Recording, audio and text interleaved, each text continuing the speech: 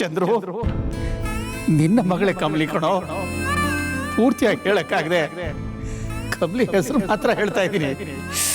ಯಾಕೆ ಯಾರಿಗೂ ಅರ್ಥ ಆಗ್ತಾ ಇಲ್ಲ. ಕಮಲಿ ಅಂದ್ರೆ ಅಯ್ಯೋ, ನಮ್ಮ ಮನೆ ಕೆಲ್ಸಕ್ಕೆ ಬರ್ತಿದ್ಲು, ನಾವೇ ಬೇಡ ಅಂತ ಓಡಿಸಿದ್ವಿ. ಊರ್ಮಿಳಾ, ಯಾರೇ ಆಗಿರ್ಲಿ ಮೊದಲು ಅವ್ರನ್ನ ಕರೆಸಿ.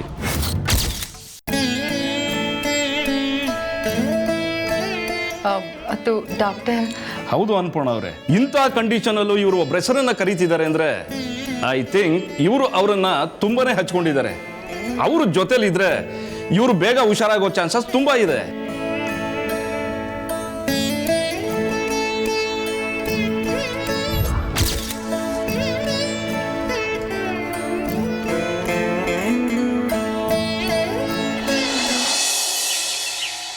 ಬಾಯ್ ಬಿಟ್ರೆ ಬರೀ ಇಂಥದೇ ಮಾತಾಡ್ತಾಳೆ.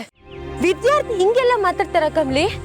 ಥೂ, ಅವಳ ಹೆಸರು ಅನಿಕಾ ಅಲ್ಲ, ನಿಜಕ್ಕೂ ಅನಿಷ್ಟಾನೇ. ಅವಳು ಏನಾನ ಮಾತಾಡ್ಕೊಳ್ಳಿ, ನಿಂಗೆ ಅವಳ ಗುಣ ಯೋಗ್ಯತೆ ಇಟ್ಟೆ ಅನ್ಕೊಂಡು ನಾವು ಸುಮ್ಕಿರೋದೇ ಒಳ್ಳೇದು. ರಿಸಿ ಸರಿ ಹೇಳ್ದಂಗೆ ಇನ್ಮ್ಯಾಕೆ ಎಕ್ಸಾಮ್ ಯಾಕೆ ಗಮನ ಕೊಡಬೇಕು. ಆದರೆ ರಿಸಿ ಸರು ನನಗೆ ಸಂಸದ್ರ ಇಲ್ವಾ ಅಂತ ಗೊತ್ತೇ ಆಯ್ತಿಲ್ವಲ್ಲ ನಿಂಗೆ.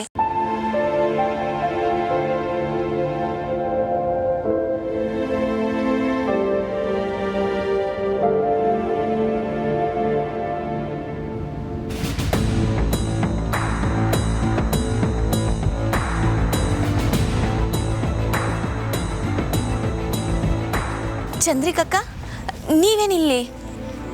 ನನ್ನನ್ನು ಕ್ಷಮಿಸ್ಬಿಡ್ರಮ್ಮ. ನಾನು ನನ್ನ ಮಗ ಇಬ್ಬರು ಊರು ಬಿಟ್ಟು ಹೋಗ್ತಾ ಇದ್ದೀವಿ.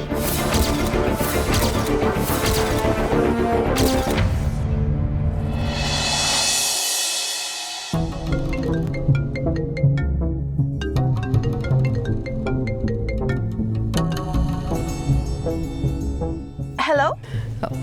ಹಲೋ ಅನಿಕಾ, ಹೇಳಿ ಅಜ್ಜಿ. ಎಲ್ಲಿದ್ಯಾ?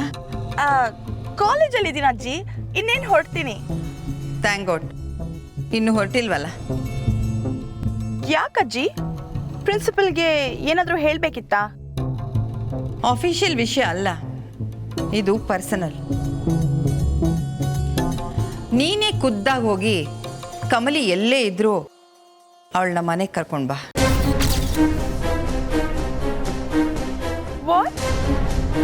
ಕಮಲಿನಾ? ಎಸ್, ಕಮಲಿನೇ.